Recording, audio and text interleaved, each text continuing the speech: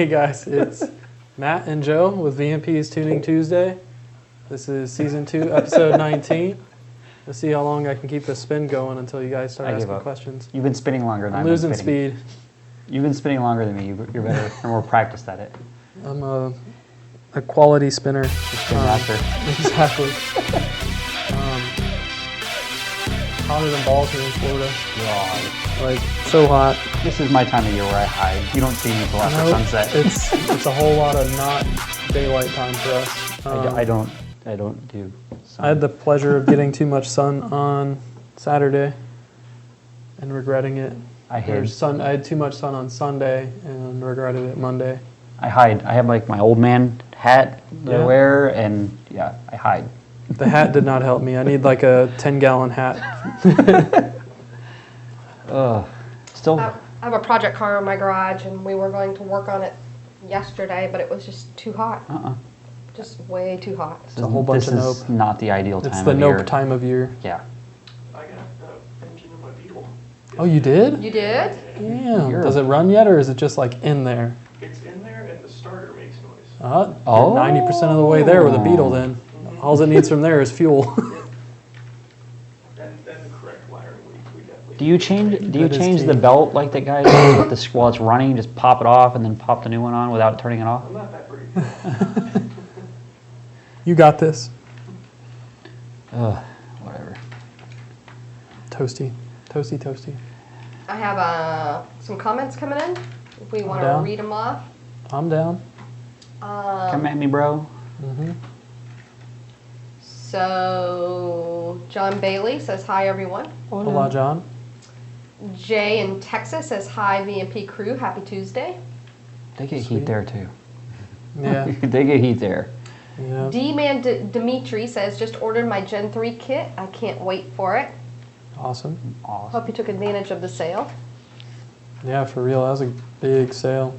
Is that still going on right now for those that haven't purchased anything yet? So until the 31st, the sale is good through the 31st. And for inquiring minds, you're not going to get prices like what we have going on in the sale on those specific products for a very long time or possibly ever again. So if you want anything that's on sale, like, talk to someone and get it done.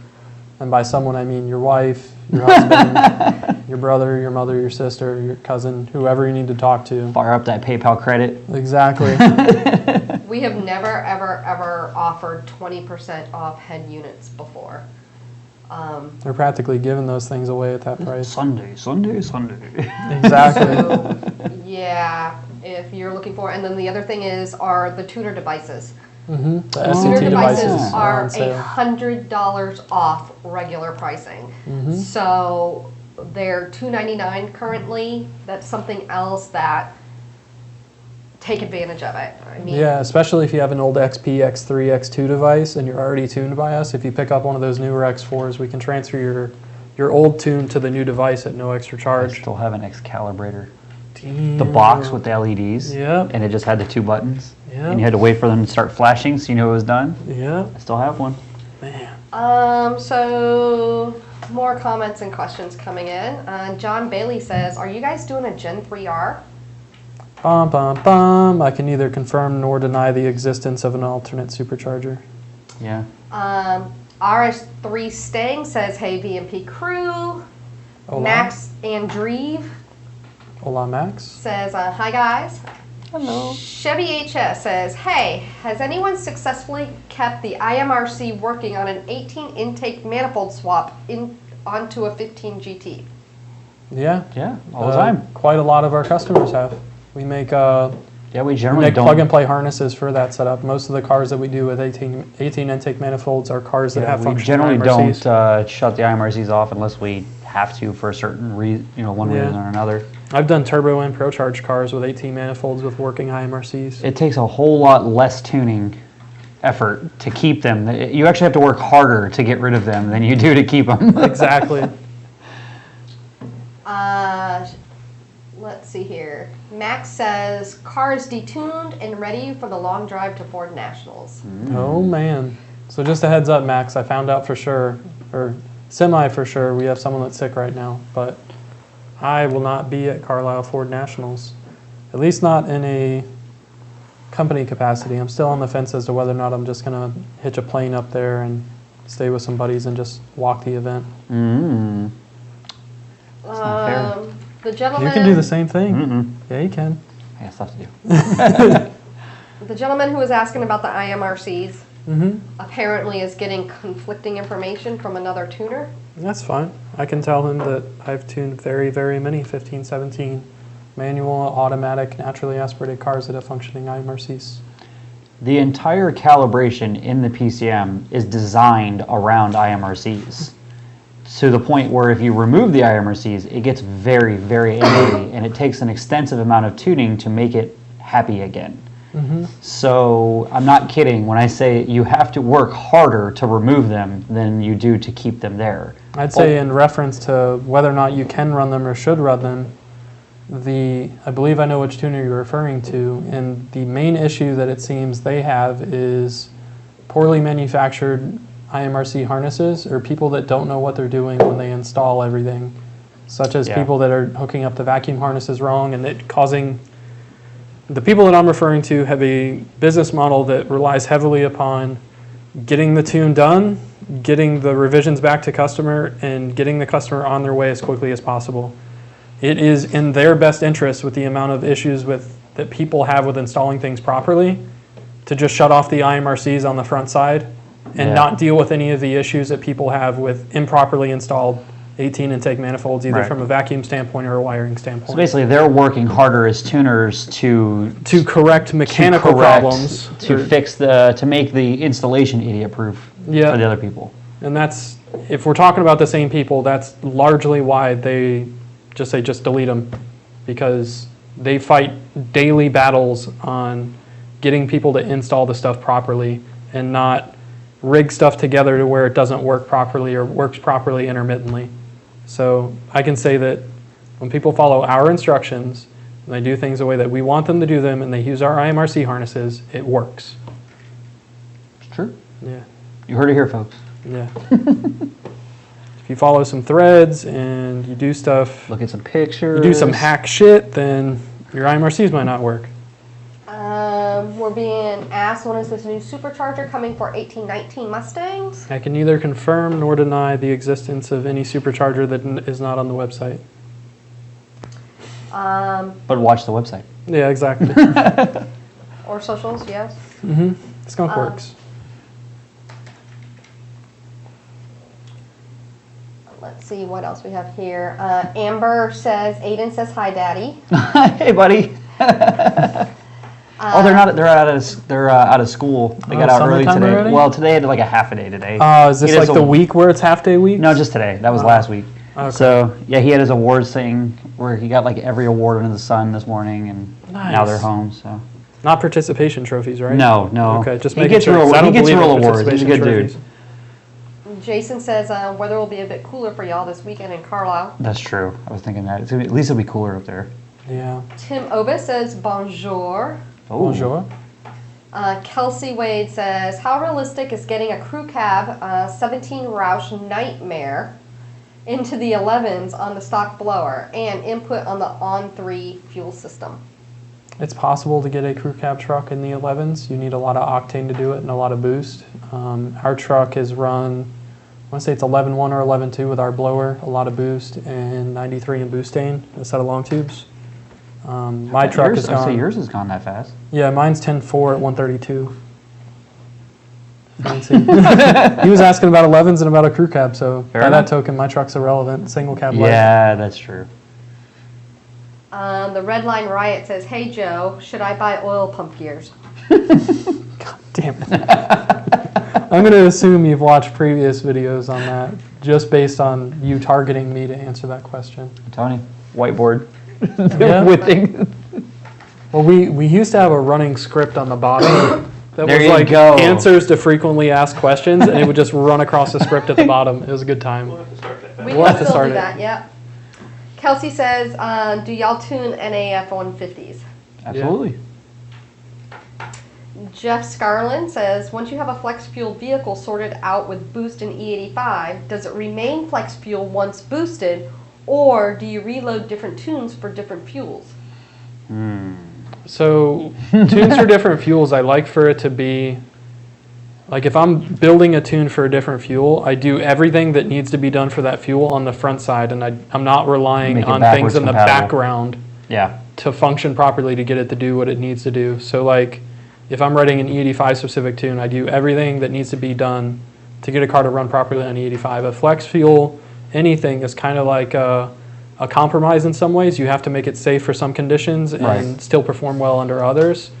But because you're having to make sure it's safe under that lowest common denominator, you're having to pull some of the performance out, at least, maybe not the peak power, but at least on the hit. The way that timing advance is brought in on a gasoline-based tune is Yeah. completely different from how you can bring it in on E85. And when you're running flex fuel, you can get it to octane, basically get it to learn the octane and octane adjust for it. But I still think that a dedicated E85 tune will perform better on the track, at least from like an ET and mile per hour standpoint, than a flex fuel tune will. But the flex fuel, if you're doing a flex fuel and a blower, it adds, I guess, kind of an extra layer of cushion in terms of what your fuel trims are going to be with varying contents of ethanol. Like say you have an E85 tune, you put E70 in the tank. From a timing standpoint, nothing really bad's going to happen. But from a stoic point standpoint and from a fuel trim standpoint, you're going to be a little bit richer than you need to be. So that's it.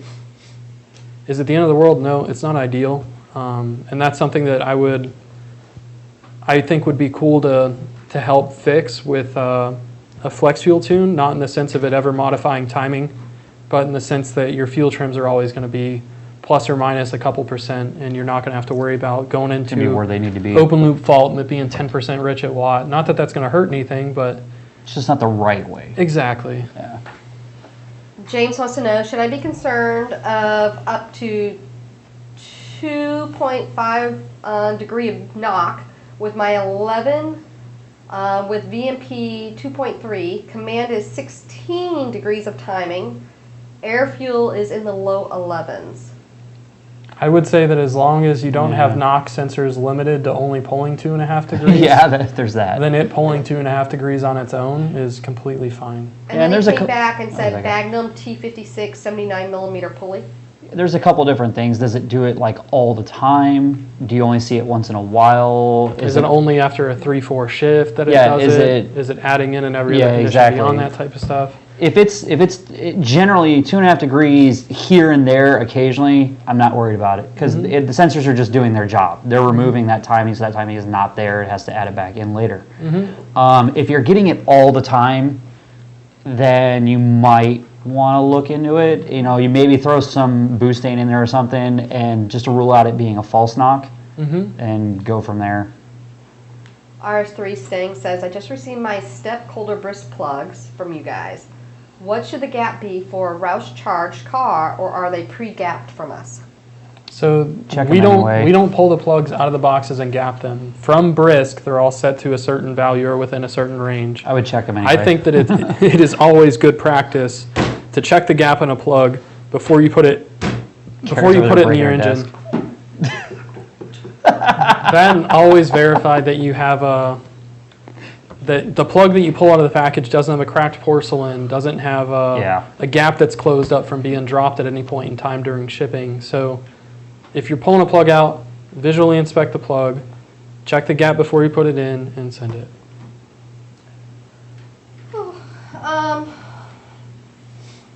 Jay in Texas says, got my N-Gauge from VMP. How do I get data log config or PIDs on N-Gauge to manually select? My N-Gauge shows no files and nothing to select for data logging other than the 6 gauges I have on screen. So you would click when you're on the gauges screen. Where's our video, Chris? It's up there. Yeah, watch our there's a video video. on our YouTube, but if you're looking for down and dirty, you Yeah. click just tap a parameter, and then you can go to like select PID or select item, Yeah. and then it'll bring you to a screen that as you swipe left or hit the the arrow buttons to go left or right, you see a name of a parameter, its units, and then a small description, and then you'll see a blank star Yeah, in you'll the see this corner. little star and click on it if you want to add it. Exactly. So all the parameters that we want to log are both in that video that we recently posted. I posted a Shop video a Talk while Saturday. back. Exactly. The Shop Talks, was it the most was recent last Shop Talk Saturday. It was Saturday? last Saturday's Shop Talk Saturday. If you check out that video, it shows you step by step how to set the whole thing up. Yep. Yep. And if you can't get it with that, just reach out to us. I can send Yeah, you, we'll help you out. some information on it. Poor boy 313 says, "Good day, VMP. Are the N gauge $100 off too? It's for SCT devices." The program, as far as I'm aware, is running for SCT devices Yeah, I only. don't Yes. think I don't think the engages are worth $100 off. It is now. SCT devices. Chevy, who was asking about the IMRC question earlier, says thank you. No problem. No problem. Let's see. Jay in Texas says, "Does it need to be married before it shows available PIDs?" No, you can No, have you- a completely unmarried device that No, shows all up. you'll have to do is the first time you go in there, you'll have to tell it what network, what kind of vehicle it's plugged into.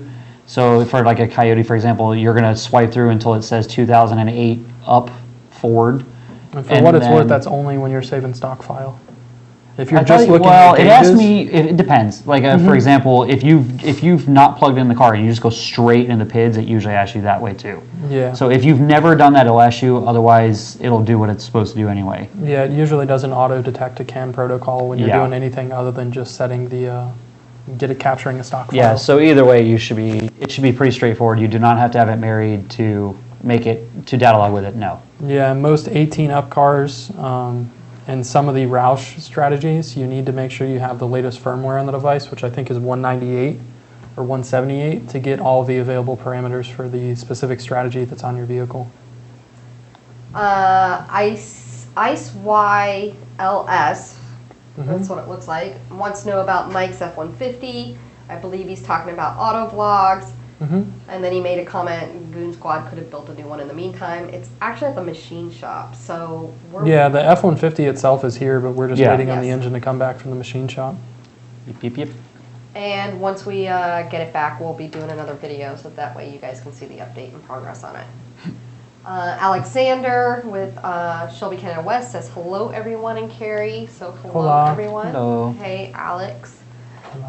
David says, "My boss wants to know who the geeks are on my computer screen."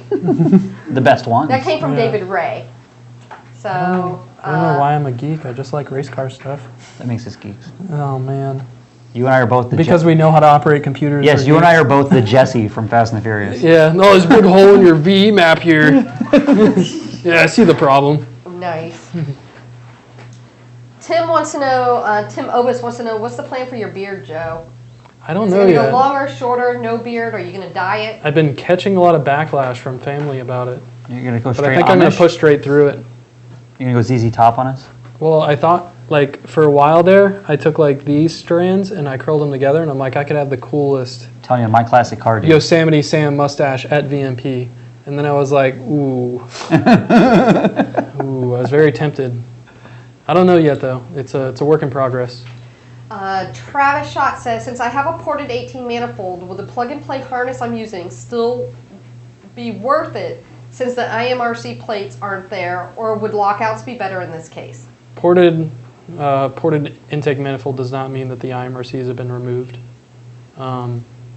Specifically in reference to like a 15-up IMRC, it's almost like more of a pain in the ass to remove them than it is to leave them there. Yeah. They fold completely flat with the rest of the intake runner, so they're not really detrimental to flow, both ported or unported. Right. And I don't know, I wouldn't remove them, but if you remove the IMRC truly, then there's no point in having plug-and-play harnesses because there's nothing there to actuate.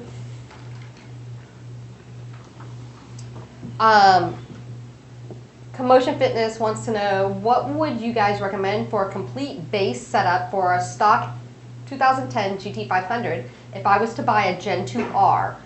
Bigger throttle body, bigger fuel injectors, heat exchanger, what would you recommend? It All depends of on it. what your power and use goals are. If your power goal is like 550 wheel, then I'd say just do a JLT 123 pack. If your goal is like 600 to 650 wheel, a Gen 2R with a set of 56s, a fuel pump booster, a JLT 123 or a PMOS 120, and a stock throttle body would be fine. If you're looking to go in that 670, 680 range, do like a 67, something like a that. twin 67, a set of long tubes. Yeah. All the things. Yeah, and then if you want to go beyond that, then preferably a higher octane fuel or the use of 93 and butane, stuff like that. You just need to clearly define what your goals are, get in touch with the sales guys, and we can get you set up. We will point you in the right direction. Yeah. We're being asked again, if you're just tuning in and you're asking about Autovlog's truck, it's at the machine shop. The truck is here. The engine's but- at the machine shop. Right. Trust me, we'll post an update as soon as we have more information to share on it. Art says, hey guys, great show. Hello. Awesome, Art. Thank you. Gopher Chuck says, do you guys have a good suggestion for a street tire in Florida conditions? The Goodyear F1 still spinning for. Yeah, the Goodyear F1s are terrible. Yes, I agree. Depends on your use with the car. In Florida, depends on what time of year you're driving it and whether or not you got a backup vehicle as to what tire I'd suggest. Florida is not sunshine and rainbows. It's more There's a lot of rainbows rain. because it just got Especially done this- pouring. Especially the season coming up. Exactly. My go-to is Toyo R88s. Yep, I was just thinking He that. says Mickey it's for Thompson ET Street 2017. SS.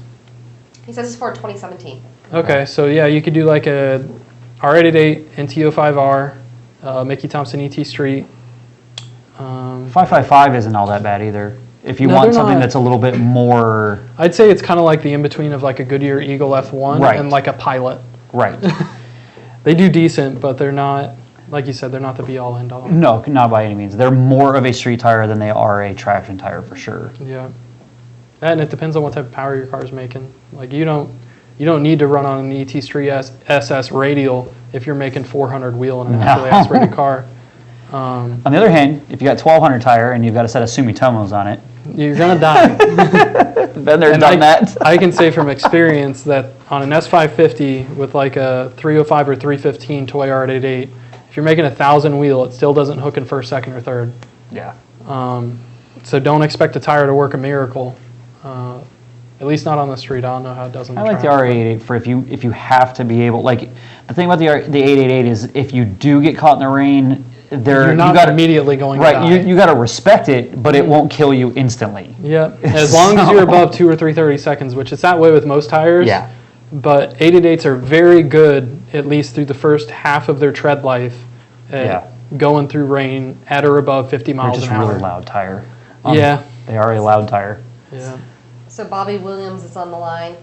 And of course he says, question for Joe, is it a requirement to have an epic beard to take a regular cab short bed into the deep tens? I think that It's may not be a the thing, requirement, because but it's helpful. Dorian does have a good beard too, and he has a regular cab short bed. I don't see many others in the tens, so that may be why. And like my Lightning only was in the 12s, and I never had a See? beard, so See, that might be it. It's the key that everyone's been missing. I'm still not growing one. Marcus Munkelt wants to know Gen 3R incoming?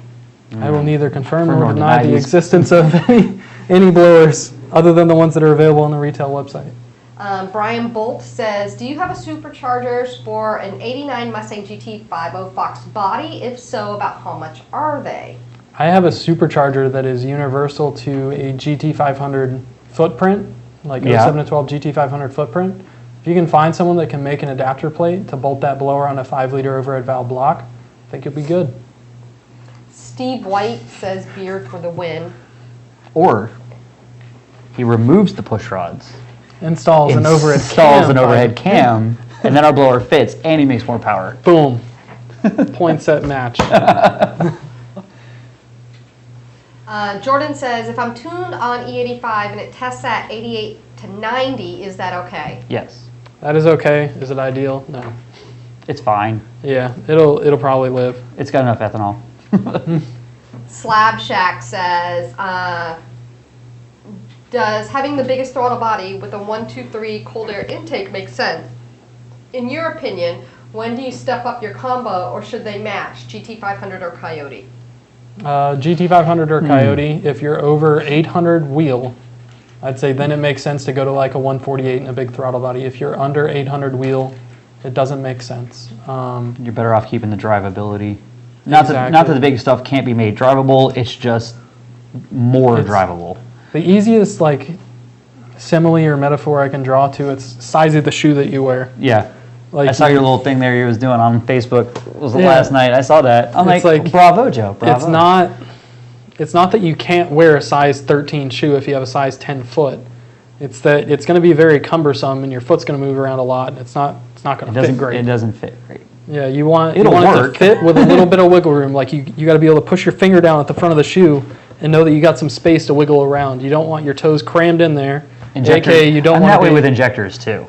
Yeah, please don't put ID 2000s on a stock car. Yeah, to me that's like outside of the realm of reason. Because like within reason, you keep it under 1,000 cc's or right at 1,000 cc's, you can basically get them to work in anything. Yes, correct. But you get into like the 2,000, 1,700s on gasoline on a small displacement engine. It's like, what are you doing? The people that I want to buy 1,700s because I plan on adding a supercharger 4 years from now. That, and even then, it's like, even if you do add a blower, you really don't need that much injector unless you're talking like a 7-liter engine with a 4-liter blower like on someday 85. I'll make a race car out of it. Yeah. Over the rainbow. Cheyenne says, so I'm looking at buying a Boss 302, maybe 34,000 range, and then saving for a VMP Stage 3 kit. Nice. Would it be good to jump straight on into a Stage 3? I would. The Boss has better pistons, better rods than a standard S197 GT does. Better cylinder heads too. Yep, better heads, better cams. Better valve springs. It's basically better. It's basically an S550 engine and an S5 and an S197. Yeah. With even better pistons than an S550 normally comes with. So I'd say that jumping straight to the Stage 3 is probably going to be your best bet because that's going to allow you to have the highest horsepower potential right out of the box, both from a fuel injection standpoint. You'll have some room to grow and the too. Power. Yeah, and you'll have plenty of room to grow. Lazaro wants to know, what power package do you have for a 12 GT500 and what gain should I expect? We have quite a few power packages. If it's just a stock blower setup, we have the JLT 123 pack. We also have like I think we call it a Stage 2 kit or something, where it's just a pulley and like a throttle body and you reuse the stock cold air. That one does pretty well too. All the packages that we sell come with tuning devices and tunes where it says it. Like there might be one on there that is just a pulley and like an idler that doesn't come with a tune. But if you go on the website, check out the packages we have specifically for 07 and 12 GT500s. We have quite a few packages. Most of them come with tuning devices and tunes. I feel like you need to wear. We both need to have like these long, shady trench coats that you open them up and it's got all the red pill, blue pill. Yeah, and it's like what you need. Like, I got hit me up what you need. I got you, man. It's got like watches over here. Yeah, I got Coyote over here. Playing cards and sleeves over here. I got GT500 over here. You just pull out a little vial, set it on the table. Whatever you need. David Zernsky says, I know you guys have difficulty tuning larger FIC injectors, 1200cc and larger, and I know you have meetings planned with FIC. Do you foresee being able to support tunes with these soon? It's possible. And it's not so much that we have problems tuning them so much as the supply data is not the greatest. It's not accurate for the combinations that we're using them on. Correct. So yeah, it's not that they're not tunable, it's just that they take a lot of extra work to make them. And a lot of extra work we're not interested in doing via email with a customer. It's a pretty lengthy process and you like to have a control on the number of variables you're working with. So it's something we prefer to do in-house before we ever do it for someone via email. Yeah, once we get data that's a little bit better, I think that there's nothing wrong with the injector. The injectors physically work. Yeah, there's nothing wrong with them. Fuel goes in, everything works. It's just characterizing the injector via email is not something we're interested in doing. Poor Boy says, VMP, I'm thinking about going from 93 to 85 corn. What precautions should I do before storing my car for the winter? I would say just convert it back over to 93 before you store it for winter, if you're going to do anything. Or Lucas sells the green, you can get it at Advanced AutoZone, order it on Amazon, whatever. Lucas makes a green ethanol stabilizer that works phenomenal. Nice. I stored mine for 2.5 years and started it on that fuel. So it'll do Nice. it. It wasn't ideal, but I'm saying it did it. Yeah, exactly. That stuff works really well for what it is. So it's exactly what it is. It's a big bottle of stabilizer. You dump it in the 85 and it's good, no problem. So is it like the corn husk? I don't know what the hell it is. It just protects the corn. It's supposedly well, one, it's a lubricant, and because as you know, E85 doesn't have any lubricant properties, It's alcohol. lubricity properties. It to basically strips lubricant off yeah. anything. So it does lubricate the injector. So I run it on every tank, no matter what. But besides that, it's a stabilizer, so it absorbs any moisture that collects in the tank, stuff like that. Stuff works really pretty good. I've Nice. proven it time and time again. So that will work. But the best is just flush it out with Pump some gas. kind of pump gas, or even if you're really going to store it, flush it out with an ethanol-free gas. Mm-hmm. That stuff will stay good forever. Yeah. So, and then just switch it back over when you bring it out. Any of those will work. Kevin Pulaski says, hey guys, I have a 13 GT500 and recently upgraded VMP 67mm throttle body, JLT 123, Mm-hmm. and pulleys and or pipe. Hold on, I'm looking to see if he has. Oh, here we go. Sorry, he cut himself off and then went to another one. He says, after flashing my Lund tune, I've been experiencing an idle issue. And I think he wants to know what could it be. It could be that JLT's had a couple different versions or revisions to the 123 millimeter Yeah, they cold can't air. make up They their could have a minds. value file for one of the older style JLTs loaded in, like the newer style JLT from a mass air transfer function standpoint is about 15% smaller at the low end than Yep. the We just outgoing dealt with model this is, last week. which can cause a kind of like an over torque issue where the ECU calculates the air mass and your spark and all this other stuff. Yep. And it thinks it's generating more torque than it is, so it reduces throttle angle and some other stuff, and you'll find it chasing itself, trying to Said find we just idle. dealt with this last week. Yep. I'd reach out to Lund, send them like idle slower log, whatever they're going to ask for. Just get with them, figure out what they want to see from a data logging standpoint. Maybe a good idea to send them a couple pictures of the engine bay just so they can see which of the versions of the JLT 123 they're working with, and then just kind of work it out with them. Gino Davis wants to know, will a stock 19 F-150 5-liter handle a 200 shot of nitrous on E85 reliability-wise? Maybe. Reliable. Reliable. Have fun with that. I mean, yeah. Okay. If you do everything right, If you should it do be everything reliable? right and nothing goes wrong, yes, you'll be perfectly fine. Yeah. That's still within the operating capacity of that engine. I divert to the question of, are you going to have a heart attack tomorrow? Probably not. Maybe. But it's possible. It is possible. So, mechanically, you'll be fine. As long as nothing goes wrong. Yeah. Asterisk, asterisk, asterisk, asterisk. John wants to know, what is the performance difference, if any, that you've noticed between the Roush 110 millimeter and the JLT 125 millimeter on a Gen 2R 15 5-liter? I'm getting tuned by you guys at Carlisle June 2nd, looking to see if it's worth spending the money for some extra juice. I currently have the Roush. On pump gas, it's worth a decent amount. Let's just say you're on a 79 millimeter pulley with some 56-pound injectors and a fuel pump booster, which is basically everything that we require to turn more RPM than stock Roush stuff does, Right. but also to increase power just beyond that. I'd say the JLT is probably worth 10-15 horsepower at that level. Not bad. Oh, No. You're good. No, I was saying it's not that bad. not Andrew bad. says, tuning for F-150 3.5 EcoBoost, question mark, what kind of gains are to be seen or noticed? What year? He didn't say a year. There- He says F-150 3.5 EcoBoost. So let's just assume it's a 17 then. Yeah, so basically somewhere in that area, which would be the Gen 235. The 15 to 16 was somewhere in the 75 to 100 wheel, depending on how hard you lean on it. The Would that quality be of your horsepower and torque or just horsepower? usually horsepower, torque is usually 110, 120 if I remember right. depending on fuel quality and stuff. The 17 and ups have the larger turbos. They're also the dual fuel, and then those get really rowdy. So I've seen 120 all the way. I mean, it just depends. I've seen. He came back and said it's a 17. Oh, so he's got the dual fuel. Oh, I will make that thing do all kinds of cool stuff. So, yeah, that like I said, conservatively, if you've got decent fuel in your area, conservatively 100 to the tire, possibly 120 or 130. There's a lot left in those, performance-wise. Sick.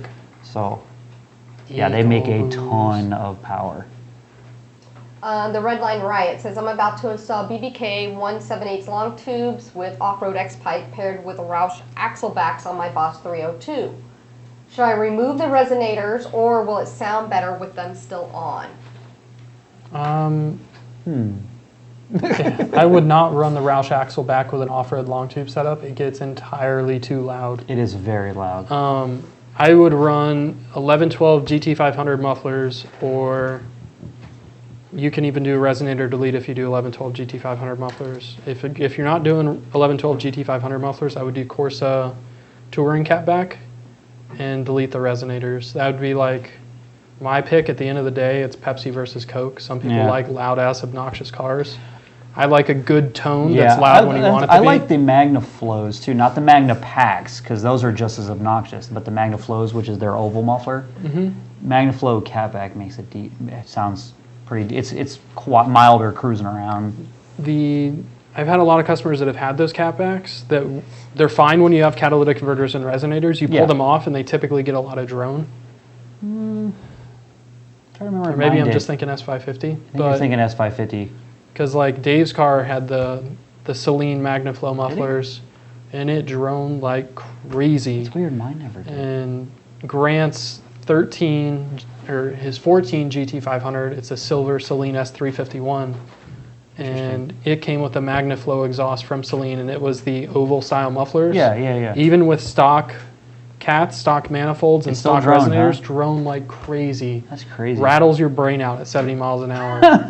I guess And- mine never did it, but then again, I don't know if I ever had that particular combo. And then of course, mine always had some kind of supercharger on it and Yeah. cams and stuff like that. So maybe that In changed both of it. those iterations, in the specific case of Grant's 1314, we installed the 1112 mufflers since the Celine. Yeah, that's true.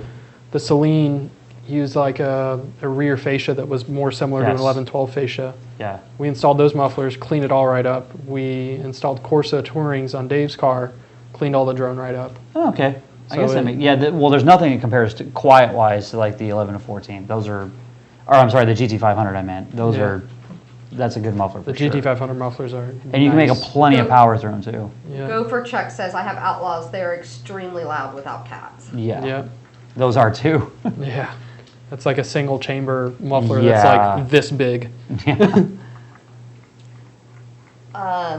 Andrew came back. He was the one that was asking the F-150 question. He says, let's do it. He says, sweet. Order it up, BB. Let's see here. James says, wide open throttle, third gear pull to red line. Data log shows adding and pulling, but I saw up to 2.5 degrees being pulled. Was that after it just got done adding to? At the end of the day, I think he was the guy that was asking earlier. Yeah. Saw 2.5. Yeah, If it's Possibly. adding and pulling, If it's adding and pulling, I'd let it be. Add some octane, see what it does. yeah. Jordan says, 2019 Red Eye. Does it need to go lower pulley if I want to change fuel to E85 with injectors? Also, how is the trans schedule looking for that year platform? Bum, bum, bum. So you don't have to add a pulley. No, you're going to have to put injector in it. They just don't have enough injector. Well, actually, I'm sorry. The red eyes are bigger, so that's one of those things you probably can get away with it. The red eye has the Demon injector, which is larger. That being said, just put injectors in it. You're not gonna stop. ID 1300s. You're not gonna stop. You're gonna put more in it. You know. So generally, obviously, a lower or an upper is gonna give you even more. It's just going to compound the gains on E85. Yes, for sure. So But no, you don't have to do a lower if you're going to do just the 85.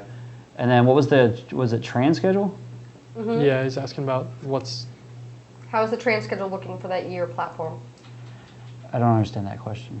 maybe in comparison with Hellcats, just in general, on the red eye. Any different Hellcat to red eye? I mean, well, they have different modes as far as when it shifts. That schedule, yeah, that they have. There's different modes. Because they have the track mode, they have sport mode, etc. It's the red eye and the Demon do have a different. It's the same mechanical transmission. It just has a different calibration in it.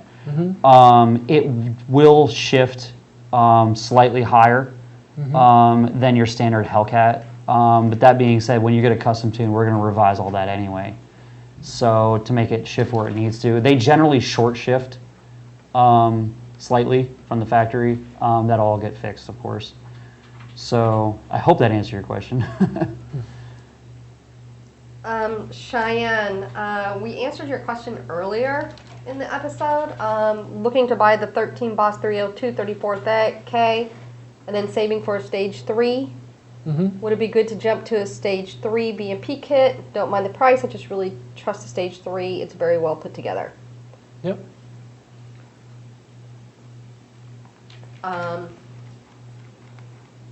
Unicron says, is it worth using Mustang with 93 or is it better to just go full E85?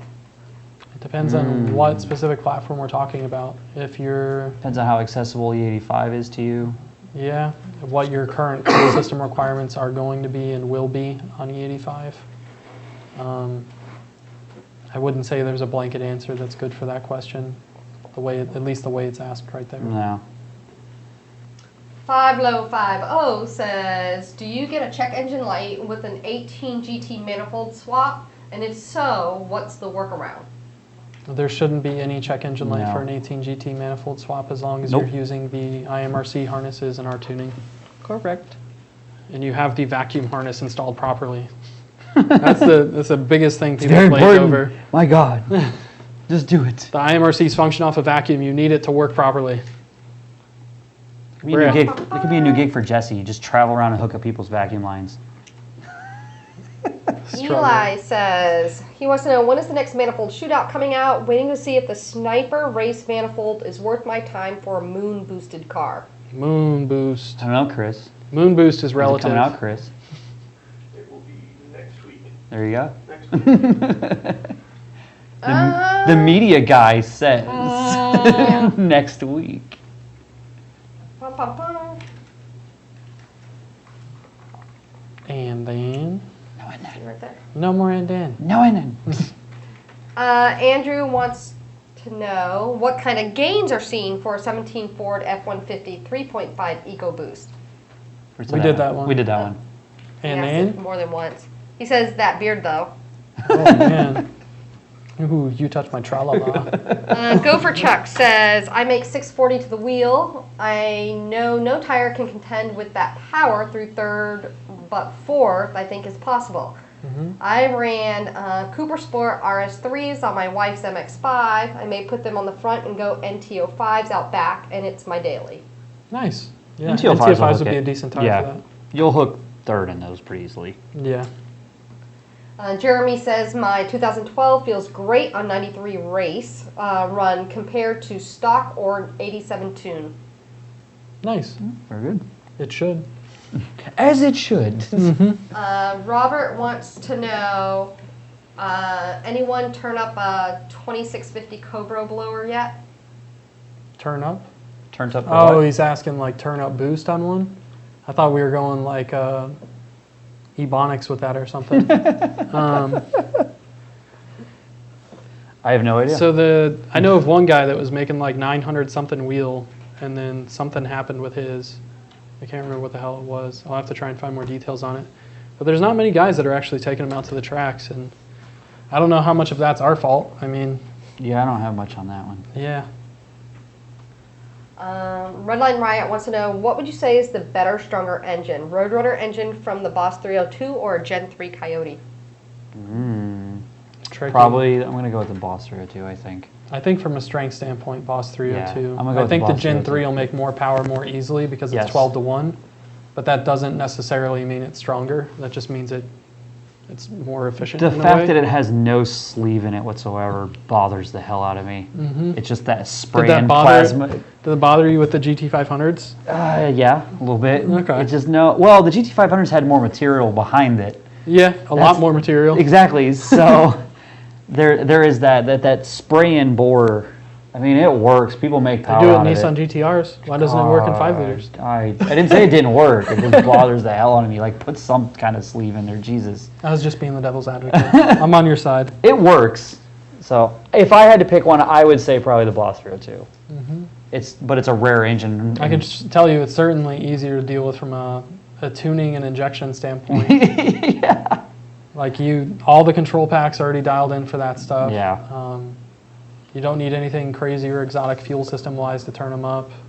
It's easier. less Next thing wants to know, complicated. does the Voodoo engine use the same computer core as the Gen 2 Coyote? Voodoo as in a 5.2 liter, 15 to 17 GT350 engine. Yes. Does The it same use box. the same hardware type? Yeah, it uses a different strategy. Yeah, it's the the pins same are box. different. It has a fuel pressure sensor. Yeah. It has the same RPM limit. Yeah, basically the same thing from a hardware standpoint. You Yeah, just it's can't still take a it's still a GT350 what they would call a Continental. It's still a Continental box. It just has slightly different hardware pinout and different strategies flashed into it.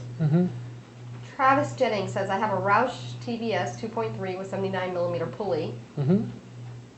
Off-road exhaust, long tube headers, twin 67, and he only sees 9 pounds of boost. Is this normal? And would I see more boost if I had a Gen 2R head unit? It's a 13 GT.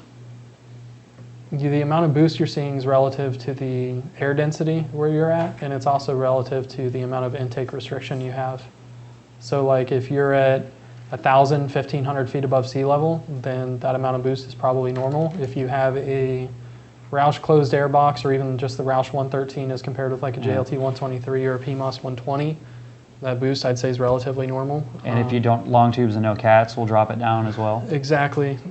Based on what you're describing, I wouldn't say you have anything to necessarily be concerned about, just so much as a data point that's freaking you out. Add more. We sell pulleys. More boostices. 1805 Boss is telling Redline that his Boss has muffler delete, resonators, cat delete, straight pipe to the axle and side pipes, restriction remove. He says it sounds awesome. I suppose all things are relative. Kind of what Track Attack is. Track Attack's got something like that, right? Sounds Track loud. Attacks has resonators. Yeah. Like the Cervini's, it's kind of like a bullet style Magnaflow. That thing is so loud. It is stupid loud. I gotta get that thing up on a lift and measure up to see if we can get a different Magnaflow muffler underneath there. James says, thanks guys, I'll pick up some Boostain. There you go. Sweet. Dale Cinch says, hey guys. Hola, Hello. Dale. Next thing wants to know, have we dynoed Joe's chair spinning yet? We haven't. We've thought about it. We've really considered it. We just don't know if we're gonna be able to strap me down properly. Don't want to go flying Safety off the is dyno. important. It is. It Safety is. is important. I We need can't some good hurt- ear pro. We cannot hurt the Joe. Exactly. Bad things happen if Joe gets hurt. No milk gets drank. Cumberland. Milk companies crumble. Say Cumberland Farm stock falls 20 points. The economy drops out. Little do you know, I support the whole economy just with my milk drinking habits. The yogurt sales plummet. Exactly. Stefan wants to know, how much power will cams add on an Auto S550 CJ? Auto. It depends on what cams they are, where you have them set at OP, how happy the octane is. Like, people come in here asking for a make or break number. I need a number within a 1 horsepower of what it's going to do on the dyno. Dude, I don't make cams. I don't profess to know what every cam will make on every platform within a horsepower. Cams on a naturally aspirated setup generally make more power.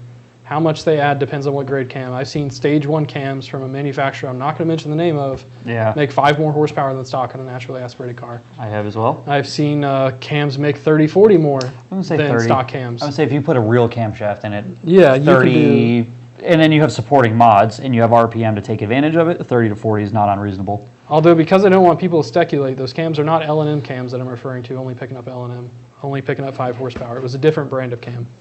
Correct. But Yeah, it varies, man. There's quite a few things you need to do some soul searching on there. Wagonator says, try to load VMP tune onto my newly installed Gen 2R Stage 2. Kept getting a download error on my X4. Sad. That's a contact SET error, especially if it's a 110D8. A what? A 110D8 error. Rude. Yeah. Jay in Texas says, if my boost log is now smooth at watt, is that an indication of belt slip? Not necessarily. It depends on the filtering sampling rate of whatever you're using to log boost. It's also, if it's a 5 liter, has to do with where you position the transducer for boost or the mechanical reference for boost. If you place it in the intake port That'll do on it. the passenger side of the blower, you get so much noise in that port. You'll see spikes in pressure oscillating between 2 pounds, sometimes even 3 pounds of boost. If you're talking about a trend that is going down consistently, say you have a delta of 4 psi of boost, then chances are you have belt slip or something like that. Yeah, if not so much jagged if you're, right. If it's jagged but overall Yeah, reasonably like flat, you're fine. If you have it's data, falling off, then chances are it's belt slip. Then you got some belt if you have slip a data set that has a lot of noise in it, you basically got to draw a mean or an average line between the points to figure out what your average boost is, and then you can kind of draw a conclusion as to what's happening. Put the smoothing on 5. Oh, bother. Jeff Scarlin wants to know, Joe, what does your two-wheel drive F-150 weigh? I weighed my 19 four-wheel drive standard cab 5 liter, and it was just a touch over 4,400. And he was surprised it was lighter than my old 03 Lightning, which was over 4,700. Yep, I was going to say my Lightning was 48. Yep. So without me in it, my truck's like 4,250. With me in it, it's right around like 4,450. The aluminum, his is newer, he said, right? So does he have the aluminum? Yeah, What I year think is he it? said he was newer. Was that an 18 F-150 that he was talking about? Yeah, so he's got the 19. aluminum body as well. Yeah. So that makes it even lighter. Oh, my truck's aluminum body too. It started in 15. My truck's a 17. Oh, Yeah. I thought they started it. I'm sorry. Nah. I forgot about that. It's all I thought they good. started it in 17. Dale No, Singe says, I want a Fox Coyote swap. Do it. Don't we all? Like really? It is a really nice deal. It's a nice combo. It's the best of both worlds. You get that Fox body styling we all love, and then The you chassis get the is so Coyote. old though. That's the I know it's a noodle. That's the only thing I hate is that it's a noodle. It is. Like at least with SN95, you got like Fox 3 and Fox 4 chassis. Yeah, To exactly. where they're okay. You put subframe connectors on it, and they're usually fine. Alex says he just wants to thank Joe and Jesse for figuring out the code on my 17 Roush Stage 3. It's stopped. No problem, Running Alex. Oh, what was on it? PO222 code. What was And it's what ended up running being like there? a raped ape What ended up now. being the issue? So we changed a couple of things. We changed the throttle body over to N67 once we figured out that the pins on the TPS connector looks like someone had back probed them at one point, trying to check for an issue that may have previously been related to the throttle body TPS sensor, but then was now related to the throttle body position sensor connector. So they caused their own issues. Yeah, exactly. We depenned it. We put some spring back in the TPS connectors. Yep.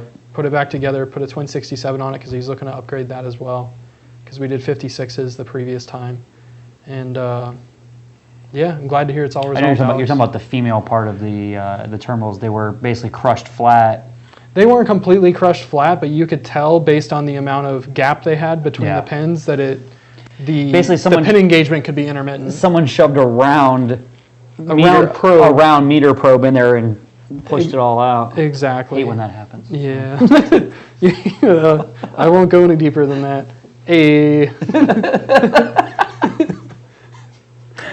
David says, God. hey Joe, I'm running a 79 millimeter pulley with 56 pound injectors and fuel pump booster. Can I go to a smaller pulley on pump gas? As long as you're going to put some butane or VP octanium in it. If you're talking about straight 93 or 91 pump, I would not go smaller than that. Can you, and will it fuel? Yeah. Can you, and will you have a higher risk of detonation causing a detonation-related engine failure? Yeah. Eli says, on last week's episode, it was said that octane would be a limiting factor for running a 79 millimeter pulley on a Gen 2R. What would be your minimum octane recommendations? Thank you. Over 98. as measured by the AKI standard. Because I get people that'll message me in Saudi and stuff and be like, they yeah, we love have that. 98 octane We have here. 98 octane. It's like, no, that's RON. That's RON, not What I'm RON. referring to on the show is AKI, Yep. the stuff we deal with in the U.S. Coyote Kelly says, what up, guys? Hello. Hola. Slab Shack says, Roush axlebacks equals tickets and mad neighbors. Fact, especially cold start spark retard. I remember back in like 2013, I put a set of Roush axlebacks on my mom's S197. God. And she's like, I think something's wrong with it. It's really loud when it's cold. And I'm like, no, it's just cold start spark retard. Like, don't worry about that. It goes away. Riley says, any 5 liter H pipe over X pipe. It deepens the tone a lot and eliminates some of that rasp. He's not wrong. I like H pipes. Andrew, who had the question on the 17 F-150 tuning on Yeah. the 3.5 EcoBoost, has a second question. Yes. He says, do y'all have a tune as well for towing? I know it's not a diesel, LOL. I think the tow for tuning, or the tune Yeah. for towing is boop. Factory tow haul mode. No, we do. It depends on how much how much weight you're pulling too. The biggest thing is these things are hard on cats because it's direct injection to begin with. So generally, if you're willing to run a higher octane while towing, then yes, I can give you a decent amount of power for pulling, but you're He still wants going to to run have to. 87 while towing 15,000 pounds. Then no, 6,000 you're not miles. if you're not getting an 87 octane tow tune on 15,000 pounds. It ain't happening. Yeah, just let us know what I'm pretty sure you'll break it with the stock tune. Let us know what you're trying to tow, how much it weighs, Yeah, and I'll hook and you up. like what you're looking to do. Are you looking to cruise at 110 miles an hour? Or are you looking to cruise at like Yeah. 60, 65? What is an easier install? Gen 2R or Gen 3? Or same? On what? Mm. Bum, bum, bum. On 5 liter, it's basically the same. On GT500, Gen 3 is has a little bit more nuances wise to get put on, but it's still easier than a lot of the other big blowers that are out there. African or European? You don't need Hector European swallows. What? I don't know that. Ah! Hector Alvarez says, what about a VMP Gen 3R? God, I don't know where What about it? I don't know where this came from. Neither do I. Madness. I can confirm nor deny the existence of a blower that is not available on the retail website. Silly Ken internet. says, hey guys, I have a 13 Shelby with AIT 10% lower, stock upper, and the correct Gates green belt. I was given a 2.4 inch pulley from a Gen 2R. Will it fit? What belt would I need? And will I need an idler? If so, which would you recommend? Keep up the great show, boys. Have that, Joe. I love the dynamic voice. I'll be over here. What blower's on it? He did not say. He does not say what is on it currently. Without knowing what blower's on it currently, I can't really tell you whether or not a 2.4 is going to fit. Cop out. If it's any of our Gen 1 TVS, Gen 2, Gen 2R, Gen 3, a 2.4 bolt-on will fit. If it is a M122 or a Ford Racing Gen 1 TVS, a 2.4 will not fit. For belts for a 10% lower... Stock blower. Stock blower for what? A 13 Shelby. Okay, so a stock Trinity blower will fit Yes. a 2.4 bolt-on pulley or Correct. a 2.4 press-on pulley. With a 10% lower pulley, I would use a 90 millimeter idler, and I believe that'd be an 840 belt. And then You see this? if you do, Where's the cheat sheet? I know you're reading something. And You see my packet. He just came back and said 13 GT500, 2.3 TVS. yep, so Trinity blower. Yep. Yeah, like an 840 belt with a 10% lower, 2.4 upper, and a 90 idler. If you're looking to get even more belt wrap, you could do like a Steeda. They have like an auxiliary idler bracket you can put on there with a pulley that has an adjustable slot that you can change the position of the pulley in. And at that point, you wouldn't have to run a 90 millimeter idler. You could use a stock 75. But at the end of the day, all that matters is how much money you're looking to spend. I'd say that the Steeda setup wouldn't be a bad idea. But I wouldn't say it's absolutely necessary. I remember when that whole thing came out. I When think I think Mecco makes one too. No, I'm talking about the Trinity. I remember the 13 first came out, and you could go buy the Trinity blower for I think it was like $400 or something stupid. It was some kind of stupid number you buy it from Ford. I went and bought 5 of them. Oh man. And then just sat on them and sold them. Man, that's crazy. It was less than 1,000. I know that for a fact. When they first came out, you could go buy one, and I found out that it was a direct swap, and I'm like, ooh. And I went out and I bought 5 of them from Ford, and I just sat on them for a while. Damn. That's like buying Ford GT heads when they first came out. That's usually that would have been Ford, a good thing to do. That's what Ford usually does. When they first come out with it, the parts are stupid cheap usually. It's like their cost plus like 10, 20%, and then they find out, oh, people are buying these. Yeah, and then Yep. We're being asked what happened with Autovlog's truck. We did a whole video on it, and it's the first primary video basically on our channel. So if you go watch the video, there's a whole video, like I said, explaining exactly what happened, what's happening next, and where it stands. he did that cat delete mod. Oh man. We're at 2:31. I've had probably about 5 or 6 more questions if we want to try and hit them real quick. Sure. Fire away. And or comments. Coyote Kelly says, I read somewhere that the 5.2 GT350 engine has the plasma bore cylinder S. They do, but the 18 has it as well. Yeah, and I think they were outsourcing for the plasma bore liners and prior to the 18 model year. Yeah, Or they were doing it in-house and now they're outsourcing, something like that. I didn't look that far into it. Yeah. All I know is it's a spray painted Something's cylinder changed. bore. Something's changed in 2018 and whatever it was, it don't work as good no more. It's a spray painted cylinder bore. That's all there is to it. Ryan Throw a wants little current through there. Ryan wants to know, is the Boss 302 motor stronger than the GT500? The rod. Depends on how you're defining strength. Are you defining strength I'm gonna by how go much yes. power it makes per boost, or your Overall power limited, which the power bores limiting. crack? Yeah, the Boss 02 is going to handle more power. Yeah. Because the 5.4 is because its downfall is it has the most ridiculous stroke on the planet and Well, not only that, it has fixed cams. it's 2 pick rods. Yeah. So you'll snap a rod in the 5.4 before you snap a rod in a Boss motor. Mm-hmm. Ken, who has the 13 Shelby, that was just talking, we just answered his question, said, perfect, thanks, Joe. I have a line on a BPS idler bracket, so I guess I'll grab that too. Keep kicking ass, boys. Thanks, man. Thank you. Wagonator says, looking for a boost gauge that looks clean on a 14 GT. Any ideas, and how's the process? The Roush boost gauge Yeah? to me, looks the cleanest on those cars. It only goes in a vent? Yep. Yeah. Not a bad deal. Poor boy says 13 GT pipes off-road X pipes with MBRP RP. race series axle back rock. Sweet. And then Dream Coyote swap is a Gen 3 10R80 in a Fox body. Would just leave it NA and party. It'd be a fast car. A very, very fast car. That's currently planned for my 65. Ooh. And with that said, let's call it a day. Like, share, subscribe. Check out a video we just posted on Facebook and or YouTube. Keep an eye on our media outlets for things that are upcoming. I will not say what those things are. Yes. They're things. We have things. They do stuff. They're definitely things and they do stuff. Yep. Yes. And There's going to be a lot of stuff coming out here soon. That's what I was going to say. There's lots of Things and Things. stuff. Lots of things and stuffs. Yeah. Brian's over there giggling, shaking his head because he knows how much he likes things and stuff. Things and stuff. We have plenty of things and stuff. We're actually changing it's not even going to be VMP. It's going to be VMP and the motto is we have things and stuff. Yep, and things. And stuff and things. Come look at our things.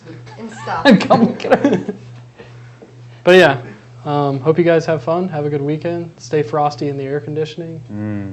Don't die of tornadic forces. see- Dayton I got see- destroyed. I hope my uncle's okay. I see Jesse's on the line here. Jesse. And I just want to say, Jesse, congratulations.